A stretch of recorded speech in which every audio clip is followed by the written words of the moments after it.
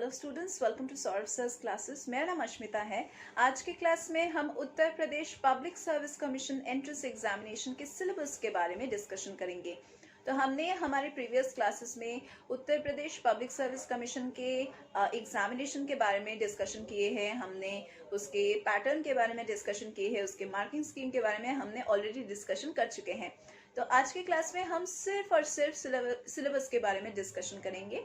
लेकिन पहले हम थोड़ा सा तो एक बार रिवाइज कर लेते हैं अबाउट द एग्जाम पैटर्न, क्योंकि अगर आप लोग पैटर्न को फॉलो नहीं करोगे तो आपको सिलेबस कौन से पेपर में क्या है आप लोग एकदम कंफ्यूज हो जाओगे। So let's start with the preliminary part. Preliminary paper में आपको दो सेक्शंस होते हैं, तो इसको हम पेपर 1 कहते हैं और दूसरे को हम पेपर 2 कहते हैं।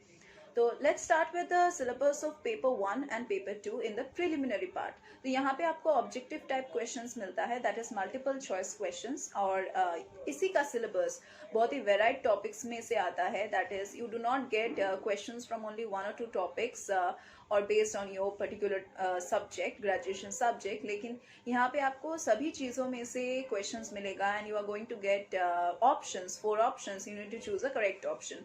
तो चलिए देख लेते हैं कि प्रिलिमिनरी पार्ट में कौन से चैप्टर्स में से या फिर कौन से सब्जेक्ट्स में से, टॉपिक्स में से क्वेश्चंस आते हैं।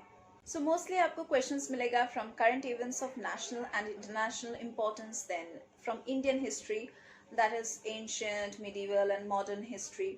फिर आपको क्वेश्चंस मिलेगा from Indian and world geography, that is physical, social, economic, geography of India and the world of course. Then आपको क्वेश्चंस मिलेगा from Indian governance and polity, जहाँ पे आपको कंट्री के बारे में, आपके खुद के कंट्री के बारे में आपको कितना पता है, वही टेस्ट किया जाएगा, like the constitution, about the like preamble, then about the rights, fundamental rights, duties, our government, the form of government, the judiciary, and all the articles and so on. फिर आपको क्वेश्चंस मिलेगा from social and economic development, like for example sustainable development, then poverty, demographics, social sector initiatives, then different forms of like environmental like movements, then ecology, biodiversity, climatic changes and so on. उसके बाद आपको क्वेश्चंस मिल सकता है from environmental, ecology, climatic changes, biodiversity and जो भी general issues होते रहते हैं उन सभी के बारे में आपको क्वेश्चंस मिल सकता है। And of course you are going to get questions from general sciences also. So ये था पूरा discussion about the syllabus of prelims paper 1। अभी हम लोग डिस्कस करेंगे about the preliminary examination paper 2। तो पेपर 2 में आपको क्वेश्चंस मिल सकता है from comprehension, interpersonal skills including communication skills, then analytical ability and logical reasoning, फिर problem solving and decision making questions भी मिल सकता है आपको। फिर आपको क्वेश्चंस मिल सकता है from general mental ability, then elementary mathematics, that is यहाँ पे एलिमेंट्री मैथमेटिक्स का मतलब है आपको क्लास 10 लेवल के मैथमेटिक्स, मतलब 10 स्टैंडर्ड के मैथमेटिक्स आपको मिलेगा। तो बहुत ही ईजी है अगर आप ठीक से प्रैक्टिस करोगे तो, जैसे कि algebra, statistics, geometry, mathematics, arithmetic and all sorts of those class 10 level maths. Normally अगर हम अरिथमेटिक क्लास 10 लेवल के बारे में बात करेंगे तो मोस्टली क्या होता था, एलसीएम होता था, एचसीएफ होता था, फिर इंटीजर्स होता था, ratio, proportion, percentage, profit and loss, then simple and compound interest, then work in time, speed, time and distance and so on. इसके अलावा हम जब अलजेब्रा करते थे तो अलजेब्रा में मोस्टली क्या होता था, फैक्टर्स ऑफ पॉलिनोमियल्स, फिर LCM, HCF of like algebraic expressions रहता था, polynomials रहता था, उनके इंटर रिलेशनशिप्स रहता था, रिमाइंडर थ्योरम था, like simultaneous linear equations था, quadratic equations था, फिर सेट थ्योरी था, set that is null set, void set and all sorts of set and Venn diagrams also. Next हम लोगों ने तो ज्योमेट्री भी किया है क्लास 10th लेवल तक। तो ज्योमेट्री में मोस्टली क्या क्या होता था, कॉन्स्ट्रक्शंस होता था, थ्योरम्स होता था regarding like triangle, rectangle, then square, trapezium, circles, इन सभी के बारे में हमने ऑलरेडी किया है सम्स, एंड उनके पेरीमीटर, उनके एरिया, उनके वॉल्यूम, उनके सरफेस एरिया, जैसे कि surface area of sphere, then right circular cylinder, then right circular cone and cube and so on. उसके बाद हमने स्टैटिस्टिक्स भी किया है, राइट? तो स्टैटिस्टिक्स में मोस्टली क्या होता था, collection of data, then classification of data, फिर फ्रीक्वेंसी डिस्ट्रीब्यूशन, टैब्यूलेशन, फिर cumulative frequency, representation of data through various tables like bar diagram, charts, then histogram, frequency polygon, cumulative frequency curves. फिर हमने measures of central tendency भी किया था, जैसे कि arithmetic mean, median, mode, and यही sub level का था। एंड उसके बाद आता है जनरल इंग्लिश का पार्ट। तो जनरल इंग्लिश के पार्ट में हमें फिर से क्लास 10th लेवल का स्टैंडर्ड से मिलेगा हमें क्लास इंग्लिश का पार्ट भी, जनरल इंग्लिश का पार्ट, और उसमें रहेगा comprehension, active passive voice, parts of speech, transformation of sentences, direct indirect, punctuation, spellings, words, फिर उनके मीनिंग्स, वोकैबुलरी, यूसेज, फिर idioms, phrases and fill in the blanks and so on. Next जो portion आता है वो है जनरल हिंदी का portion, and general Hindi also comes from the class 10th level standard, जैसे कि हिंदी वर्णमाला, फिर विराम चिन्ह, फिर संधि, समास, फिर क्रियाएं दैट इज वर्ब, अनेकार्थ शब्द, देन वर्तनी, देन अर्थबोध, देन विलोम शब्द दैट इज ऑपोजिट्स, प्रायवाची शब्द, मुहावरे और लोकोक्तियाँ। फिर आपको क्वेश्चंस मिल सकता है फ्रॉम हिंदी भाषा के प्रयोग में होने वाली जो अशुद्धियाँ हैं वो, और शब्द भंडार से भी आपको क्वेश्चंस मिल सकता है। देन उत्तर प्रदेश की मुख्य बोलियों जो है, वो मुख्य बोलियां जो हैं वो उसका शब्द रचना, फिर वाक्य रचना, फिर अर्थ, इन्हीं सभी भाषाओं में आपको, लाइक हिंदी भाषा में इन्हीं सभी चीज़ों में आपको लाइक क्वेश्चंस मिलेगा। ओके, सो ये था पूरा discussion about the syllabus of prelims, that is preliminary stage of UPPSC. अभी हम लोग बात करेंगे about the mains paper, that is paper 2 of the mains part of UPPSC examination.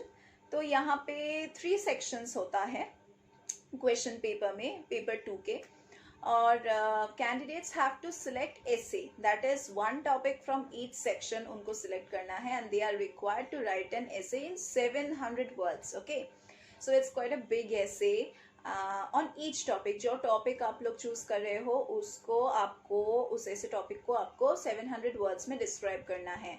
So in the 3 sections, like जिसको हम section A, section B और section C कहते हैं, सेक्शन ए में मोस्टली क्वेश्चंस रहेगा from literature and culture, social sphere, then political sphere and so on. Next आता है section B, और सेक्शन बी में आपको क्वेश्चंस मिलेगा from science, environment and technology, then economic sphere, agriculture, industry, trade, and like that only all the topics. उसके बाद आपको मिलेगा सेक्शन सी, आप कम अक्रॉस करोगे विद सेक्शन सी, एंड यहाँ पे आपको क्वेश्चंस मिलेगा from national and international events, then natural calamities, then landslide के ऊपर, फिर अर्थक्वेक के ऊपर, डेल्यूज के ऊपर, ड्रॉट के ऊपर and so on, national development programmes के ऊपर, प्रोजेक्ट्स के ऊपर भी आपको क्वेश्चंस मिलेगा। नेक्स्ट हम लोग बात करेंगे about the UPPSC syllabus of paper 3। तो पेपर 3 में मोस्टली क्या रहता है, मोस्टली ये हिस्ट्री पार्ट ही रहता है, that is history of Indian culture, that is mostly art forms, then literature, then architecture, that is exactly from the ancient times to the modern times. उसके बाद आपको मॉडर्न इंडियन हिस्ट्री जानना है, significant events के बारे में जानना है, पर्सनालिटीज जो थे इन मॉडर्न इंडियन हिस्ट्री को क्रिएट करने में उनके बारे में जानना है, इश्यूज जो था, जो डिफरेंट प्रॉब्लम्स था उनके उस चीज़ों के बारे में, उन चीज़ों के बारे में आपको जानना है। आपको फ्रीडम स्ट्रगल के बारे में जानना है, उनके उसके वेरियस स्टेजेस के बारे में, important contributors, important contributions from the different parts of the country, फिर पोस्ट इंडिपेंडेंस कंसोलिडेशन के बारे में भी जानना है, reorganisation within the country, फिर हिस्ट्री ऑफ द वर्ल्ड, जहाँ पे आपको जानना है about the events from the 18th century to the middle of the 20th century, such as that of the French revolution of 1789, क्योंकि French revolution सबसे पहला revolution था जो बाकी सारे रेवोल्यूशन को बहुत अच्छे से इन्फ्लुएंस किया था। तो फ्रेंच रेवोल्यूशन के बारे में as a part of world history तो आपको जानना ही है। Then industrial revolution, very important industrial revolution, then world wars के बारे में भी आपको जानना है, then redraw of the national boundaries, socialism के बारे में जानना है, देन फिर नाजिज्म के बारे में जानना है, फेसिज्म के बारे में जानना है, एंड ऑब्वियसली वो क्या था, ये सभी चीज़ें क्या था, किसने चालू किया था और किस तरह से ये सारी चीज़ों ने इफेक्ट किया था सोसाइटी पर। आपको इंडियन सोसाइटी के फीचर्स के बारे में जानना है, उनके इनके कल्चर के बारे में भी जानना है। उसके बाद आपको रोल ऑफ वुमेन के बारे में जानना है, उनके जो सोसाइटी में प्लेस हैं, फिर विमेंस ऑर्गेनाइजेशंस जो है डिफरेंट डिफरेंट, उनके बारे में जानना है, पॉपुलेशन के बारे में जानना है, उसके जो एसोसिएटेड इश्यूज है पॉपुलेशन के बारे, जो ओवर पॉपुलेशन हो रहा है उसके जो डिफरेंट इश्यूज है उसके बारे में आपको जानना है, फिर पॉवर्टी के बारे में जानना है, डेवलपमेंटल इश्यूज के बारे में जानना है, अर्बनाइजेशन जो एक बहुत ही हॉट टॉपिक है उसके प्रॉब्लम्स के बारे में जानना है और किस तरह से हम लोग उसको सॉल्व कर सकते हैं, उसके भी हमें रेमेडीज चाहिए, उसको भी हमें जानना है। फिर हमको लिबरलाइजेशन के बारे में जानना है, फिर प्राइवेटाइजेशन के बारे में जानना है, ग्लोबलाइजेशन के बारे में जानना है और इन सभी चीज़ों का जो इफेक्ट होता है हमारी इकोनॉमी में, हमारे पॉलिटिक्स में, हमारे सोशल स्ट्रक्चर में, उसके बारे में भी हमें जानना है। Then social empowerment, then communalism, फिर रीजनलिज्म, फिर सेक्युलरिज्म, इन सभी के बारे में भी हमें जानना है। नेक्स्ट हमें जानना है about the distribution of major natural resources of the world, that is water, then soil, then forests, with special reference to South and Southeast Asia, and also with special reference to India of course, because हम लोग India के exam दे रहे हैं तो हमें India के बारे में तो और भी अच्छे से जानना है। and also the factors which are responsible for the location of the industries, हमारे इंडिया में इंडस्ट्रीज क्यों उन्हीं जगह पे सेटअप होता है जहाँ पे रिवर्स होता है, जहाँ पे अच्छी सॉइल होता है। तो ये सारी चीज़ें कैसे इन्फ्लुएंस करता है ग्रोथ ऑफ द इंडस्ट्रीज को, इंडस्ट्रियलाइजेशन को, इन सभी के बारे में भी आपको जानना है।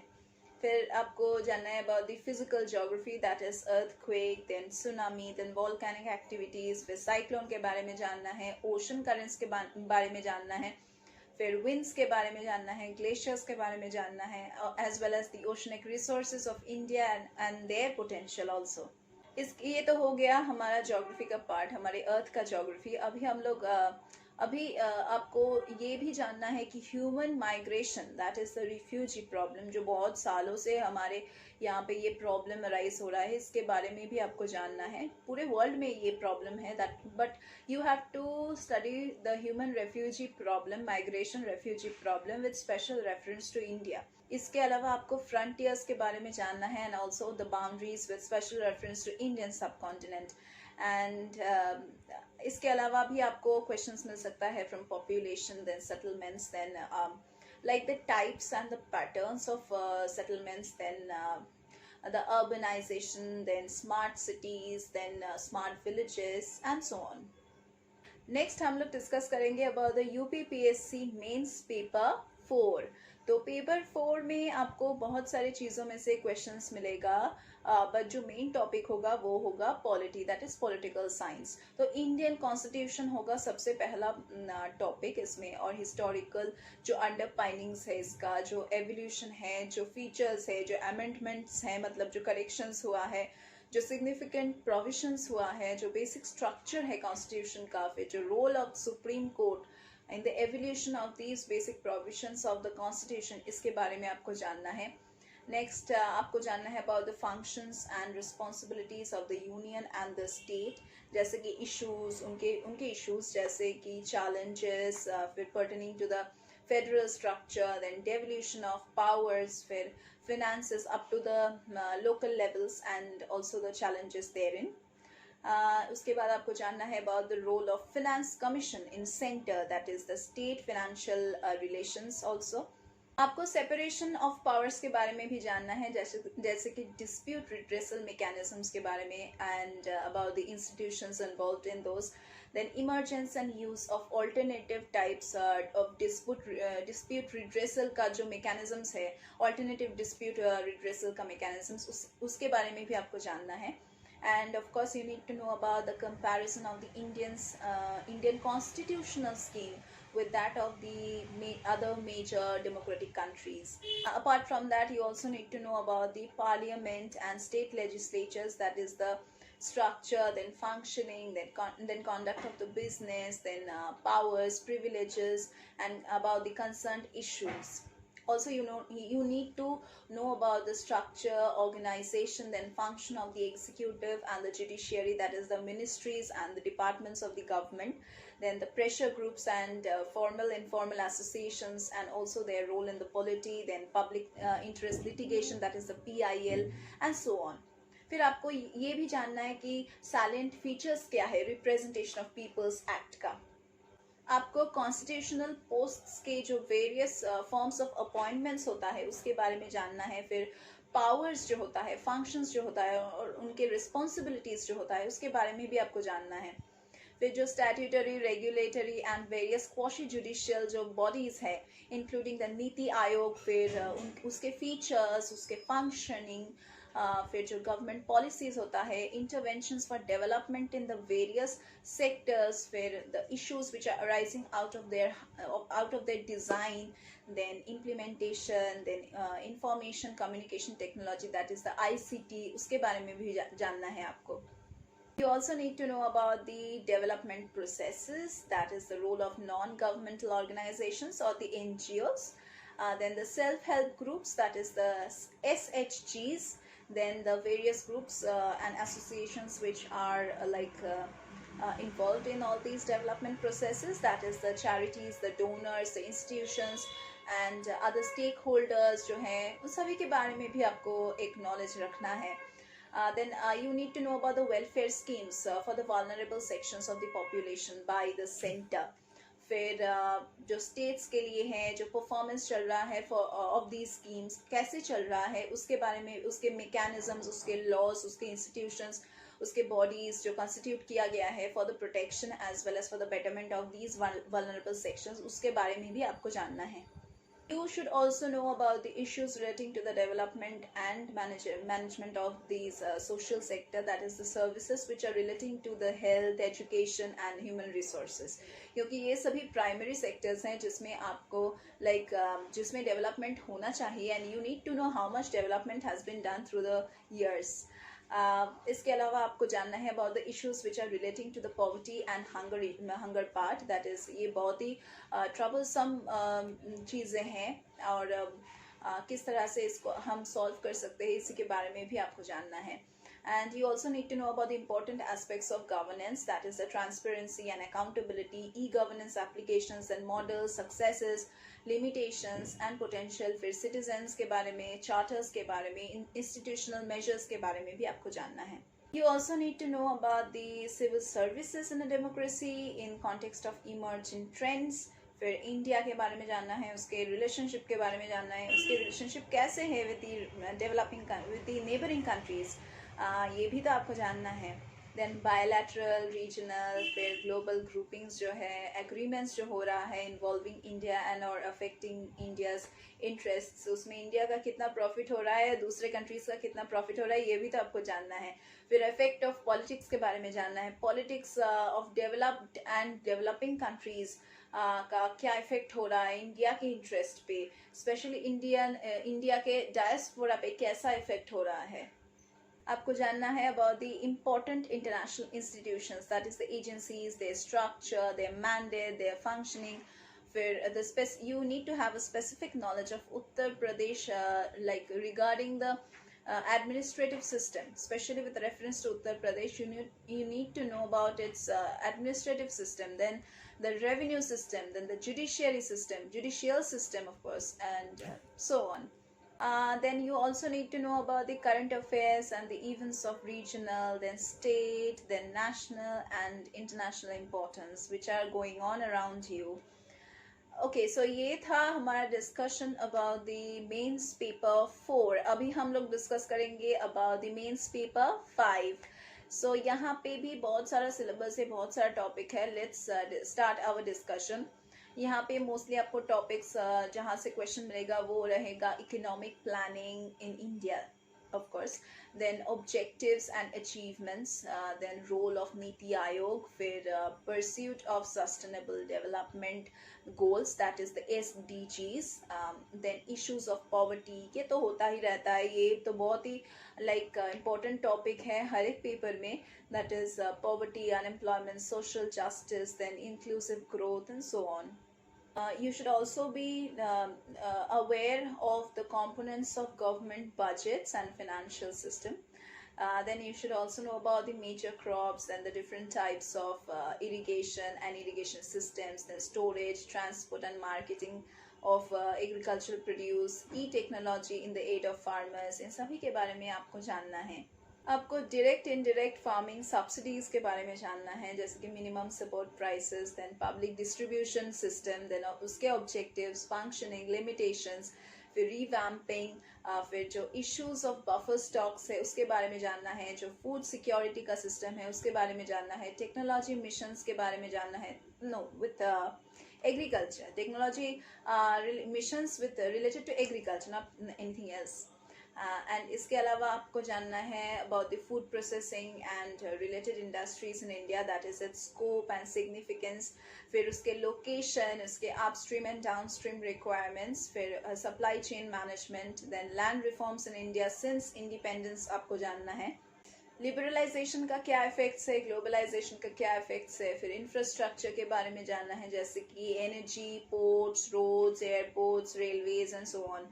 फिर साइंस एंड टेक्नोलॉजिकल डेवलपमेंट्स के बारे में जानना है, उनके applications in everyday life and in always and in national security उसके कैसे यूजफुल हो रहा है, यूजफुलनेस कैसा है साइंटिफिक इन्वेंशंस का. फिर जो इंडिया का साइंस एंड टेक्नोलॉजी पॉलिसी है उसके बारे में भी आपको जानना है. You also need to know about the achievements of Indians in science and technology. Then you also should be aware in the fields of information and communication technology, that is ICT, and computers के बारे में जानना है, nano technology के बारे में जानना है, माइक्रोबायोलॉजी के बारे में जानना है, बायोटेक्नोलॉजी के बारे में जानना है, फिर एनर्जी रिसोर्सेज के बारे में जानना है, एनवायरमेंटल सिक्योरिटी एंड इकोसिस्टम के बारे में जानना है, कंजर्वेशन ऑफ वाइल्ड लाइफ, फिर biodiversity, environmental pollution, then degradation, फिर डिजास्टर के बारे में जानना है, disaster management, that is the non traditional security के बारे में जानना है, सेफ्टी चैलेंजेस के बारे में जानना है, देन डिजास्टर मिटिगेशन के बारे में किस तरह से होता है, उसका मैनेजमेंट किस तरह से होता है, इसके बारे में भी आपको जानना है. Then challenges of international security के बारे में नॉलेज होना चाहिए. फिर जो जो इश्यूज होता है ना न्यूक्लियर प्रोलिफरेशन का, उसके बारे में आपको जानना है. फिर कॉजेस के बारे में जानना है, स्प्रेड ऑफ एक्सट्रीमिज्म के बारे में जानना है. देन जो डिफरेंट कम्युनिकेशन नेटवर्क्स होता है, then role of media, then social networking, then basics of cyber security, money laundering, इन सभी के बारे में भी आपको जानना है.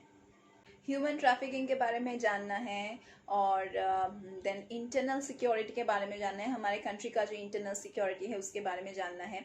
फिर जैसे कि टेररिज्म, फिर करप्शन, फिर इंसर्जेंसी, फिर ऑर्गेनाइज्ड क्राइम्स जो होते रहा है, ये इन सभी चीज़ों के बारे में आपको जानना है. फिर जो रोल होता है, फिर काइंड होता है मैंडेट ऑफ सिक्योरिटी फोर्सेस जो हमारे यहाँ पे होता है, जैसे कि higher defence organisations in India, that is 18 India 18. Then specific knowledge about the Uttar Pradesh economy, that is the overview of UP economy.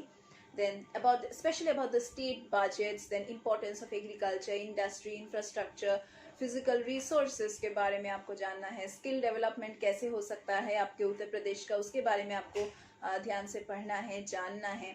जो गवर्नमेंटल प्रोग्राम्स है, वेलफेयर प्रोग्राम्स, वेलफेयर स्कीम्स है, उसके बारे में भी आपको जानना है.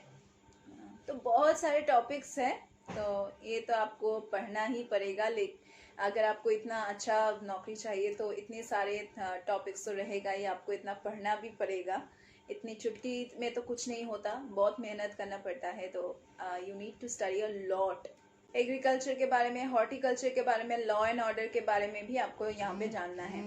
Let's move on to paper 6 of the mains paper of the UPPSC examination. And यहाँ पे भी ऑलमोस्ट सेम टॉपिक्स ही रहता है almost in every paper. So let us discuss in summary about all the topics which are normally there. So mostly यहाँ पे रहता है about the ethics and human interface, that is the essence, its determinants, then consequences of ethics and human action, फिर dimensions of ethics, फिर ethics and private and public relationships, role of family, फिर society, फिर educational institutions के बारे में आपको जानना है। In inculcating the values like ethics and values में ये सभी चीज़ें like family, society and like educational institutes कैसे हेल्प करता है। आपको एटीट्यूड के बारे में जानना है, जैसे कि एटीट्यूड का कंटेंट, स्ट्रक्चर, फिर फंक्शन, उसके इन्फ्लुएंस, उसके thoughts, behaviour, moral and political attitudes, social influence, persuasion and so on.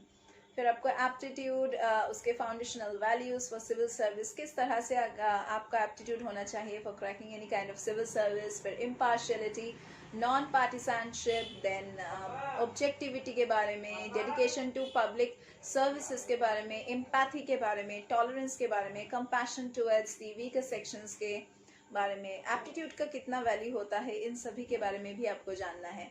You also need to know about the importance of emotional intelligence in administrative and government proceedings. So इसके बारे में भी आपको जानना है. So a bit of psychological terms you need to know about. Then आपको moral thinkers के जो contributions है हमारे society में उसके बारे में जानना है. Philosophers के कितने कॉन्ट्रीब्यूशंस थे इंडिया में और वर्ल्ड में, उसके बारे में भी आपको जानना है. देन जो पब्लिक और सिविल सर्विस का जो आप एग्ज़ाम देने जा रहे हो उसका वैल्यू कितना है, उसके एथिक्स कितना है, पब्लिक एडमिनिस्ट्रेशन में स्टेटस कितना है उसका. और अगर आप देखिए, अगर आप इतने अच्छे पोस्ट के लिए जा रहे हो तो कुछ ना कुछ प्रॉब्लम तो ज़रूर होगा, क्योंकि प्रॉब्लम को ओवरकम करना ही आपका एक ग्रेटेस्ट एटीट्यूड होता है. किस तरह से आप इसको पार करते हो, तो प्रॉब्लम तो आएगा ही लाइफ में भी और एग्जामिनेशन में भी. और आपके अगर प्लेसमेंट भी आप अचीव करते हो तो भी आपको कुछ ना कुछ प्रॉब्लम तो होगा ही. तो इसका जो एथिकल कंसर्न्स है, ये डिलेमास हैं in government and private institution, इसके बारे में भी आपको पूछा जाएगा. देन लॉज के बारे में, रूल्स के बारे में, जो भी कंसर्न्ड इश्यूज हैं एडमिनिस्ट्रेटिव जॉब्स में, रेगुलेशंस के बारे में, देन कॉन्साइंस के बारे में as sources of ethical guidance. फिर अकाउंटेबिलिटी के बारे में भी आपको जानना है. इंफॉर्मेशन ट्रांसपेरेंसी के बारे में जानना है, transparency in government, right to information, codes of ethics के बारे में जानना है, कोड्स ऑफ कंडक्ट के बारे में जानना है, सिटीजन्स चार्टर के बारे में आपको जानना है. Then work about the work culture, you should be having knowledge. And quality of service delivery, फिर यूटिलाइजेशन ऑफ पब्लिक फंड्स किस तरह से करना है, फिर चैलेंजेस ऑफ करप्शन, इसके बारे में भी तो आपको ज़रूर ही जानना है, क्योंकि ये करप्शन तो होते रहते हैं. और आप कितना अपने आप से प्रॉमिस करते हैं कि आप एक एडमिनिस्ट्रेटिव सेक्टर में जा रहे हो, तो आप कितना साफ दिल के रहोगे, आप कितना क्लीन होके काम करोगे, ये आपके ऊपर बेस्ड होता है. तो इन सभी चीज़ों के बारे में भी आपको नॉलेज रखना है, क्योंकि इंटरव्यू में आपको इसी टाइप के क्वेश्चंस ही पूछे जाएंगे जो मेंस के जो लास्ट पेपर है इसमें हमने डिस्कशन किए हैं.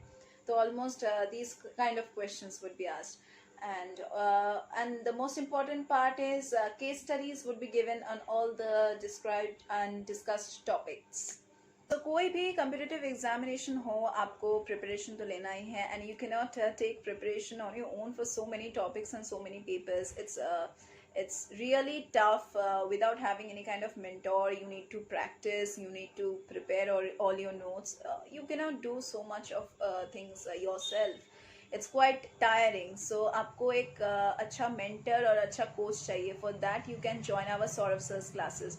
हम Saurav Sir's classes में आपको fully solved study materials provide करते हैं, plus आपको जो प्रीवियस ईयर्स के क्वेश्चन पेपर्स है उसको भी हम सॉल्व करते हैं, जो सैम्पल पेपर्स है, जो अनसॉल्व पेपर्स है उसको भी हम सॉल्व करते हैं. हमारे यहाँ पे जो टीचिंग फैकल्टी है वो बहुत ही एक्सपीरियंस्ड है. एंड आप ही जैसे कैंडिडेट्स को हम लोग जो अलग अलग कम्पिटिटिव एग्जामिनेशन है उसके लिए प्रिपेयर करते आ रहे हैं. एंड यहाँ पे सिर्फ हम कम्पिटिटिव एग्जामिनेशन के बारे में जब हम डिस्कशन कर रहे हैं, यहाँ पे सिर्फ PSC एग्जामिनेशन की मैं बात नहीं कर रही हूँ. हम यहाँ पे रेलवे, बैंकिंग, SSC, इन सभी एग्जामिनेशंस के लिए भी पढ़ाते हैं. प्लस जो एंट्रेंस एग्जामिनेशंस है उसके लिए भी हम यहाँ पे पढ़ाते हैं.